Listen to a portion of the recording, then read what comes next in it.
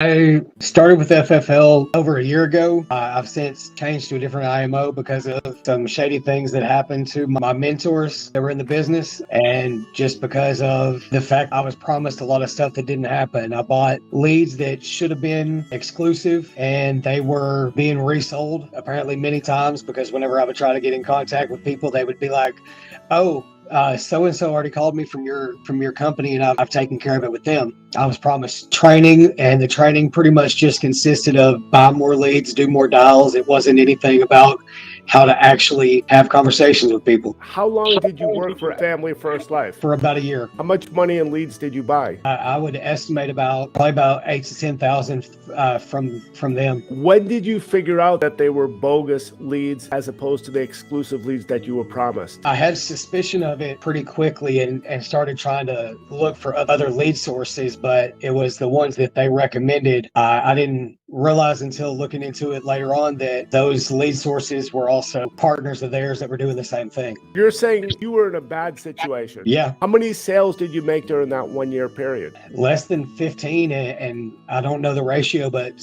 a lot of those charged back because people would come behind you from the same company, undersell you and stuff because the information was getting resold. Based on my conversations with people, you were recommended to sell a company called Americo, which I know the upline IMO commission is 185% below but before the bonus.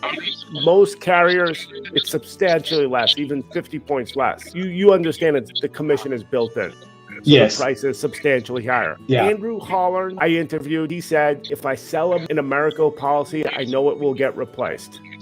Yeah. I suppose being new in the business, you listened to their advice and you sold Americo? Yeah, to an extent. But I mean, I saw how expensive those were. So, I mean, unless it was a certain situation, I didn't really even mess with them. Initially, you didn't know any better and right. You sold a couple of Americo policies. That's normally what I've been hearing. Yeah, and those charged back. So Andrew Hollern is telling us the actual situation. Yes. You know, based on being a relatively new insurance agent, you remember studying for the test. It's very much a high crime, the issue of churning for insurance agents, where you make a double commission selling the client a lousy policy in January, going back to that same client in December and saying, hey, I've got something better. Lo and behold, you made a double first year commission. You know that's a pretty bad thing. Yes. In essence, what you're telling me, Rex, is Family First Life was double dipping if they were selling that lead twice and making a double first year commission. Yes. The Department of Insurance, state of Texas, wants to know that information. I certainly would want you to, as a citizen, to contact those 10 or 11 people that you sold policies to, have conversations with them, find out what they did. You should be reporting this to the Department of Insurance, the Attorney General.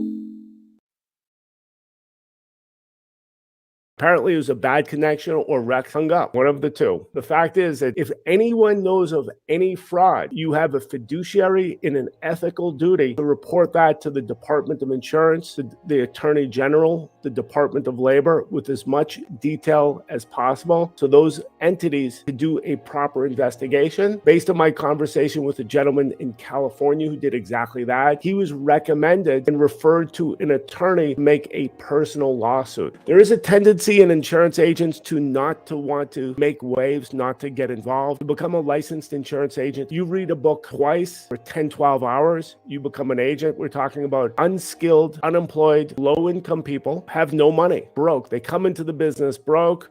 As we heard from Rex, you spin your wheels for a year, spend $10,000, you're going to be more broke, more bad situation a year later. People like that generally don't like to get involved, and that's why we have the government to protect us. Hopefully, the various governmental agencies understand what's going on, and they will act, but they could only act if they know what's going on. I do appreciate that Rex did get on this call initially. Hopefully, it wasn't that he doesn't really care about helping people, because I know he's from the state of Texas, where there's a genuine issue of people being good citizens.